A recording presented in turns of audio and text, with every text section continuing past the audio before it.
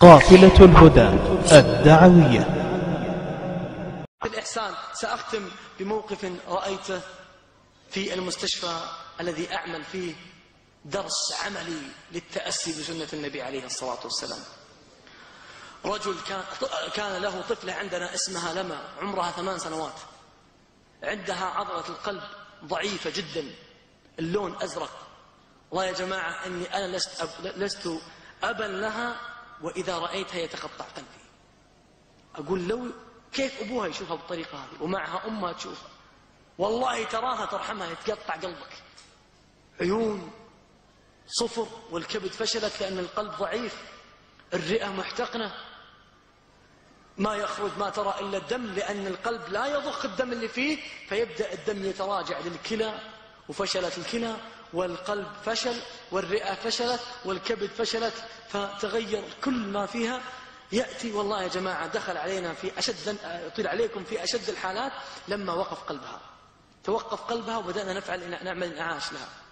انعاش، أحد فوق صدرها يضغط على القلب حتى يضخ الدم للمخ وللرئة، والثاني هناك على جهاز التنفس يعطيها أنفاس، والرابع هناك يعطيها أدوية قابضة للشرايين ومقوية للقلب، والأب والأم هناك في الخلف وراء الستار. والله يا جماعة أن الأب ينظر ثم يرجع ويقول للأم: يا أم لما لا تنسين.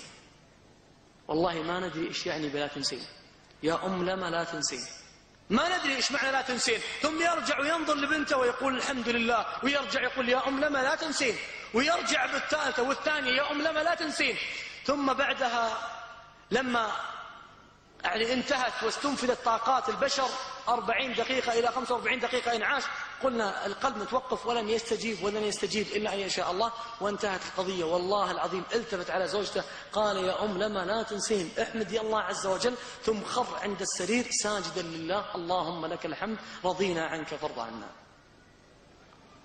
تنظر للمرأة تسجد جنبه: اللهم إنا رضينا فارض عنا.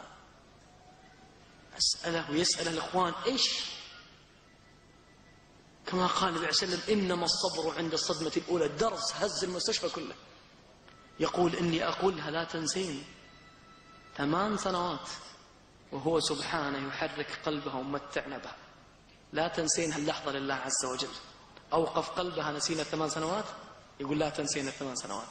ليس لنا أصلا حق في ثانية واحدة، ولكن متعنا الله وأعطانا إياها 8 سنوات.